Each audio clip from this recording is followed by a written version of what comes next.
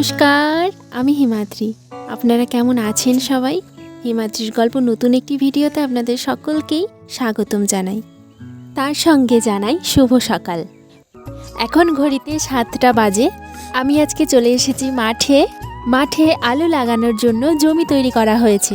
দেখতে পাচ্ছেন সুন্দরভাবে লাইন কাটা হয়েছে, আর সেই লাইনগুলিতে একটি নির্দিষ্ট মাপে আলুর বীজগুলিকে বপন করা হচ্ছে। আলু লাগাতে লাগাতে আমার ভীষণ খিদা পেয়ে গেছে। তখন আমি দেখলাম 9টা বেজে গেছে, আর চারিদিকে ভীষণ রোদের তেজটাও বেড়েছে।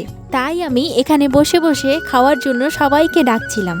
আমার বরমশাই এসে বলছে এখানে ভীষণ রৌদ্র করছে, এখানে খাওয়া যাবে না। তাল গাছটা কি ভালো ছায়া দিচ্ছে, দেখো এখানে কি সুন্দর ঠান্ডা, ভালো লাগছে।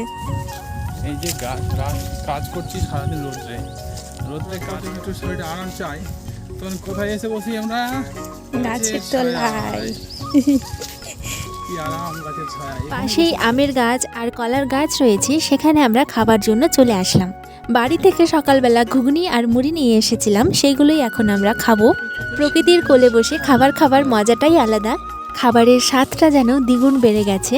খাবার খেতে খেতে আমাদের এই ছোট্ট কলার বাগানটাকে দেখছি আর গল্প করছি। কলার গাছে মোচা ফেলেছে, আর কিছুদিন পরেই কলা খেতে পারবো। খাওয়া দাওয়া শেষ করলাম, এখন আবার আমরা জমিতে চলে আসলাম।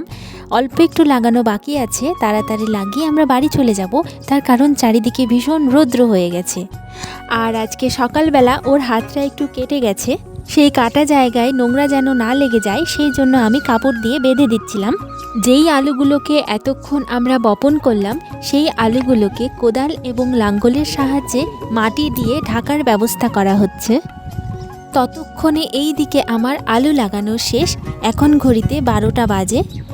আলু লাগানো তো হয়ে গেল, এখন অনেকটাই রোদ হয়ে গেছে, চারিদিকে এত রোদ হয়ে গেছে, এখন বাড়ি যাব। তাহলে আজকের ভিডিওটা এখানেই শেষ করছি। দেখা হবে পরবর্তী কোনো ভিডিওতে। ততদিন সবাই ভালো থাকবেন, সুস্থ থাকবেন। আর আমার এই ভিডিওটি যদি ভালো লাগে তো অবশ্যই একটা লাইক করে দেবেন। ধন্যবাদ।